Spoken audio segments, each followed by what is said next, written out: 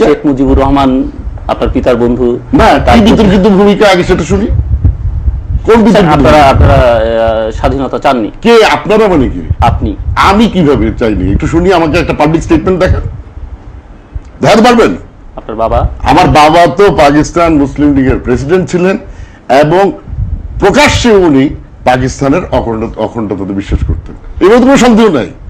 কিন্তু যারা এখন মুক্তিযোদ্ধা হিসাবে দাবি করছে তারা অক্টোবর মাস পর্যন্ত লায়ালপুর জেলে থাকাকালীন তারা কি বলে আসছেন?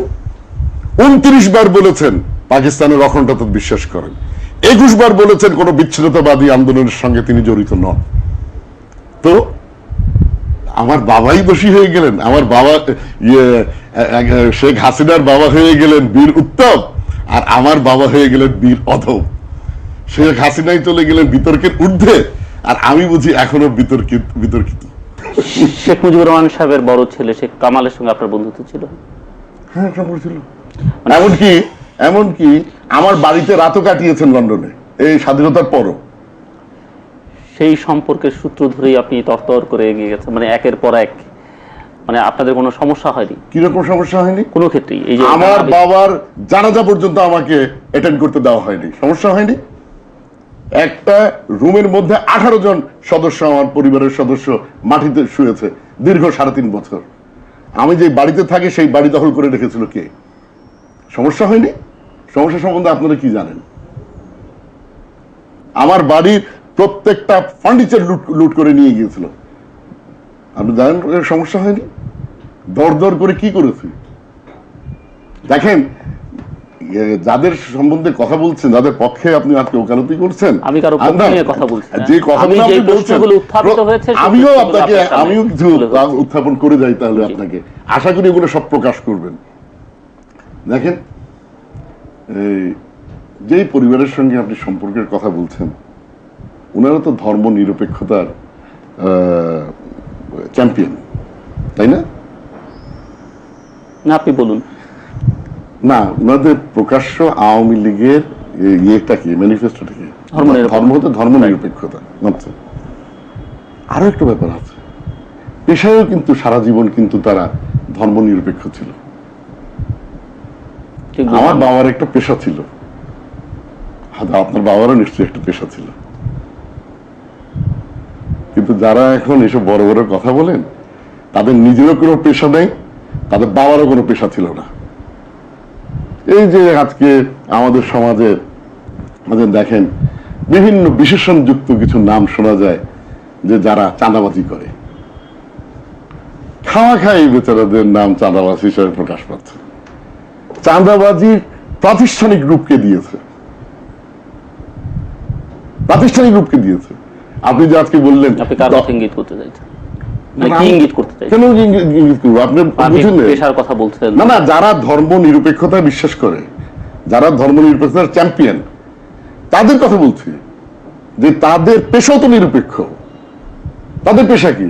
তারা এখন অভিযোগ নিয়ে আসে কি কোকো 1 কোকো 2 অভিযোগ নিয়ে আসে না। তারা চায় শহীদ জিয়ার ছেলেরা যেন সেলিমুল্লাহ মুসলিম অরফানেজের এতিমখানায় নাম লিখিয়ে রাখে, তাদেরও যেন পেশা না থাকে। তারা চায় তাদের সংসারের খরচটা যেন চাঁদার থেকে আসে, ওরাই অভিযোগ তুলে। আপনার শক্তির উৎস কোথায়? আমার জনগণ এবং রব্বুল আলামিন। এটা বুঝতে অসুবিধা হচ্ছে? আপনি মিন করেন? নিশ্চয়ই, আল্লাহর মেহেরবানিতে এখনো তো অপরাজিত। এখন বলেন, দেশ কেমন চালাচ্ছেন আপনারা? এটা তো মূল্যায়ন জনগণ করবে, সেটা তো আরো 3 বছর পরে করবে। 3 বছরে তো জনগণ। আমরা চেষ্টা করছি যে আমাদের নির্বাচনী অঙ্গীকার যেগুলো আছে সেগুলো বাস্তবায়ন করতে। আমাদের প্রধানমন্ত্রী আপ্রাণ পরিশ্রম করছেন, চেষ্টা করছেন যে আমাদের নির্বাচনী অঙ্গীকার যেগুলো আমরা করেছি সেগুলো বাস্তবায়ন করতে। আমরা সম্পূর্ণ সফল হয়েছি এই দাবি তো করছি না, কিন্তু নিশ্চয়ই আমাদের আন্তরিকতার কোন অভাব আছে প্রধানমন্ত্রী কিংবা 4 দলীয় ঐক্যজোট সরকারের। এটা কিন্তু আমাদের যত বড় শত্রুই হোক না কেন, এই অভিযোগ আমাদের বিরুদ্ধে আনতে পারবে। সুশাসন থেকে কিছুটা দূরে আপনারা, বেশ কিছু সুশাসন থেকে Governance, আমি without বলবো governance। দূরে না হলেও আমরা এখনো কাছে পৌঁছাতে পারিনি, এবং কাছে পৌঁছানোর চেষ্টায় আমরা লিপ্ত আছি। আইন শৃঙ্খলা পরিস্থিতি সেটাও চেষ্টা করছি। ভীষণ খারাপ।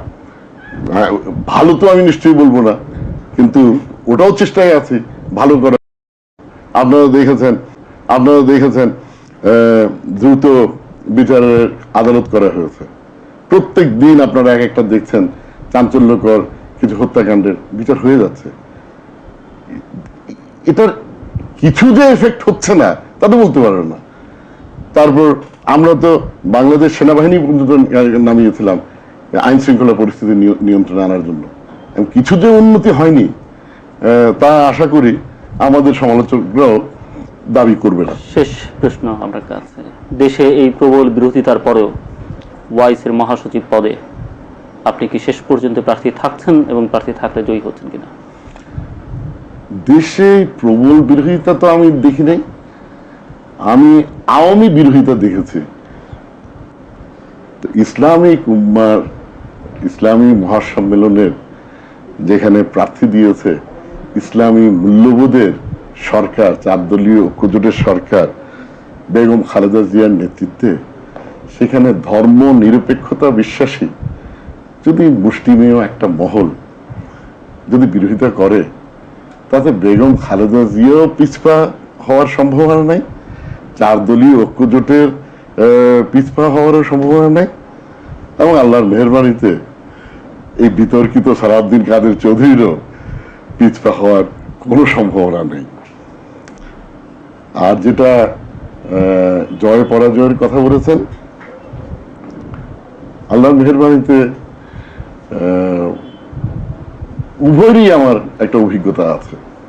আমি তো আপনারা জানেন একাধিক কনস্টিটিউয়েন্সিতে ইলেকশন করেছে, জিতে এসছি, ওই জায়গায় তো হেরেও এসছি। তো সেটা এত গুরুত্ব সহকারে দেখি না। একটু বুঝি যে ইসলামী বিশ্ব 4 দলীয় ঐক্যজোটের সরকারের উপরে আস্থা প্রদর্শন এরই মধ্যেই করেছে, ইঙ্গিত আপনারাও নিশ্চয়ই পেয়েছেন।